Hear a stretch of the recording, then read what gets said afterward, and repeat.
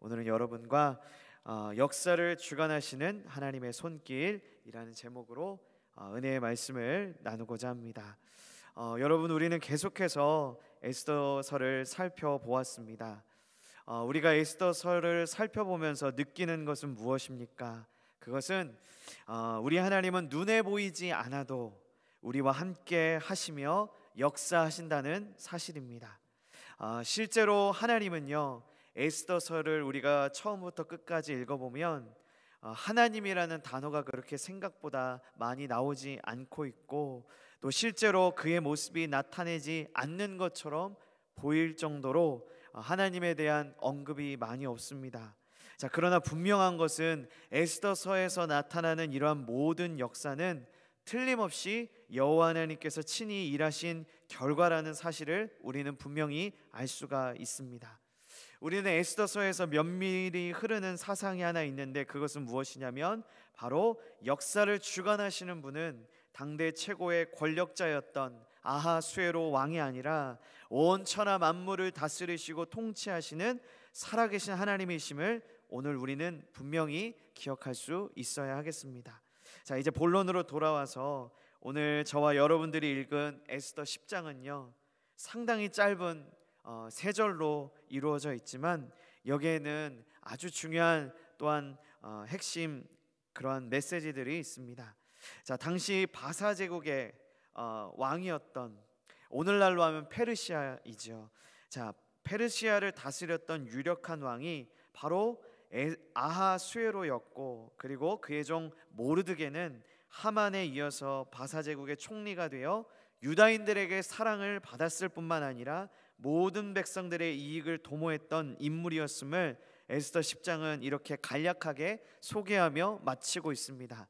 자, 그렇다면 오늘 이 새벽에 우리 하나님께서 우리에게 주시는 말씀은 무엇일까요? 오늘 우리는 당시 바사 제국의 유력한 왕이었던 아하수에로에 대한 기록을 통하여 어떠한 영적인 교훈을 얻어야 할까요?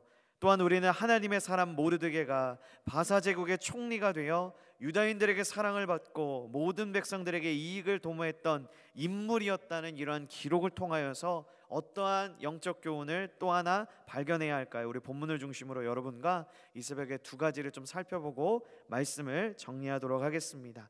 첫 번째, 우리는 당시 바사 제국의 유력한 왕이었던 아하수에로에 대한 기록들을 통하여 어떠한 영적인 교훈을 얻어야 하는가? 그것은 아하수에로의 왕국이 부강할 수 있었던 가장 근본적인 이유는 아하수에로 왕의 능력이 아니었고, 여호와 하나님께서 그분의 섭리 안에서 아하수에로 왕에게 절대 권력을 허락하였기 때문이라는 사실입니다. 우리 본문 1절의 말씀을 보면요, 이렇게 말씀하고 있죠. 아하수에로의 왕이 그의 본토와 바다 섬들로 하여금 조공을 바치게 하였더라. 아멘.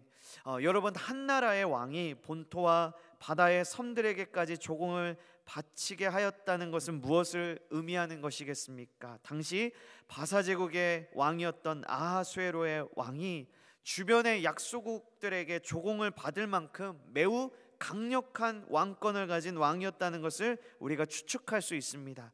그러나 에스더에서 면밀히 흐르는 신학적인 사상은 무엇이냐면 여호와 하나님께서 모든 역사를 주관하신다는 것이죠.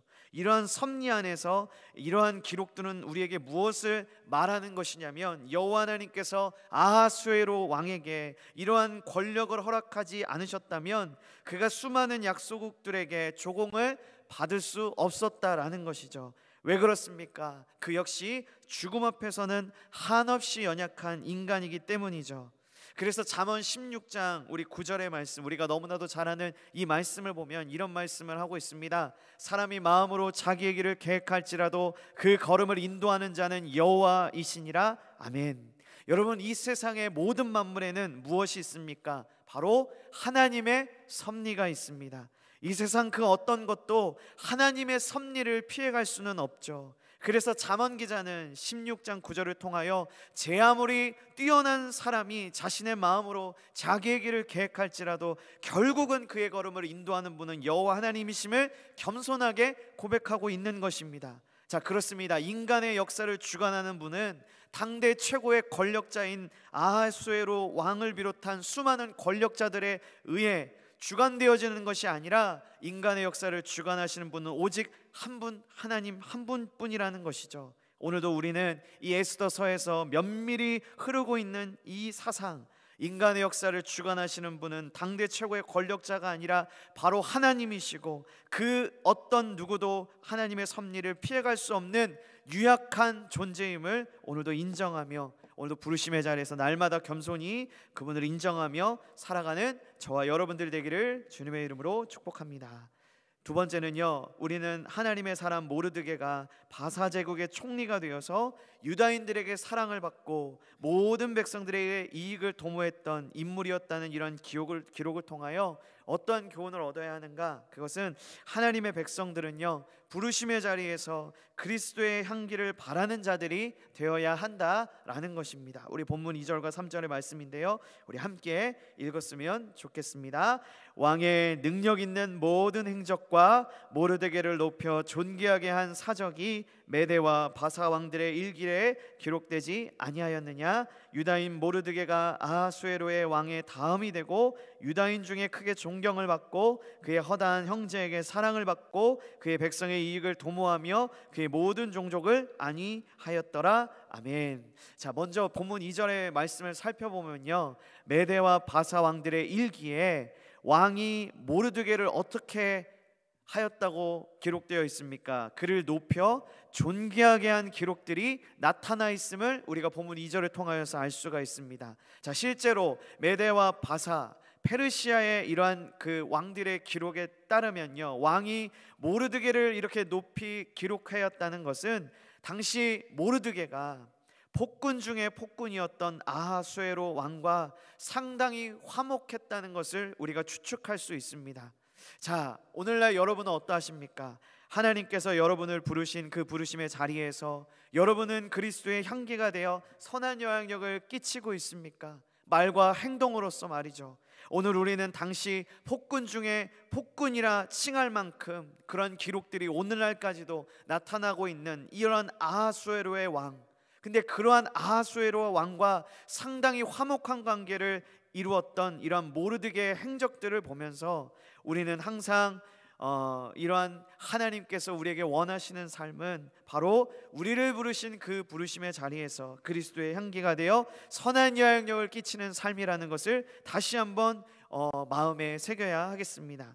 우리가 너무나도 잘 아는 마태복음 6장 13절과 16절의 말씀을 보면요, 이러한 말씀을 예수님께서 하셨습니다. 너희는 세상의 소금이니 소금이 만일 그 맛을 잃으면 무엇으로 짜게 하리요? 후에는 아무 쓸데없듯 다만 밖에 버려져 사람에게 밟힐 뿐이니라. 너희는 세상의 빛이라. 산 위에 있는 동네가 숨겨지지 못할 것이요, 사람이 등불을 켜서 말 아래 두지 아니하고 등경 위에 두나니 이러므로 집안 모든 사람에게 비치느니라. 이같이 너희 빛이 사람 앞에 비치게 하여 그들로 너희 착한 행실을 보고 하늘에 계신 너희 아버지께 무엇을 하게 하랴? 이렇게 기록되어 있습니까? 영광을 돌리게 하라. 이렇게 기록되어 있습니다. 오늘도 우리 모르드게의 이러한 행적들을 다시금 살펴보면서 오늘날 하나님께서 우리에게 원하시는 삶은 다른 것이 아니라 우리를 부르신 그 부르심의 자리인 바로 가정과 일터와 교회에서 그리스도의 향기가 되어 선한 영향을 끼치는 삶임을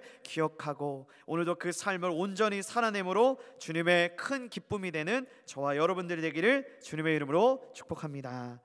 기도하겠습니다. 은혜가 풍성하신 하나님 아버지, 새벽에도 오시는 하나님을 바라보며 예배할 수 있도록 인도하여 주심을 참으로 감사를 드립니다. 오늘 에스더 10장을 통하여서 아하수에로의 왕국이 부강할 수 있었던 이유는 여호와 하나님께서 아하수에로 왕에게 강력한 권력을 허락하셨기 때문이라는 사실을 다시 한번 깨닫게 하여 주심으로 말미암아 내게 주어진 모든 것이 내 것이 아니라 하나님의 것이며 우리는 하나님의 영광을 위하여 모든 물질과 시간을 사용하여야 함을 다시금 깨닫게 하여 주심을 감사를 드립니다. 또한 하나님의 사람 모르드게가 바사 제국의 총리가 되어 유다인에게 사랑을 받고 모든 백성들에게 이익을 도모했던 인물이었다는 이러한 기록을 통하여서 하나님의 백성들은 반드시 하나님이 우리를 부르신 그 부르심의 자리에서 그리스도의 향기를 바라는 존재가 되어야 함을 다시금 깨닫게 하여 주심을 감사를 드립니다. 부족하지만 부르심의 자리에서 오늘 하루를 살아갈 때 이 말씀 다시금 굳게 마음에 새기며 부르심의 자리에서 선한 열매를 끼치는 귀한 하나님의 제자로 끝까지 승리하는 우리의 삶이 되게 하여 주옵소서. 모든 것을 주님께 맡기며 살아계신 예수 그리스도의 이름으로 기도드립니다. 아멘. 하늘의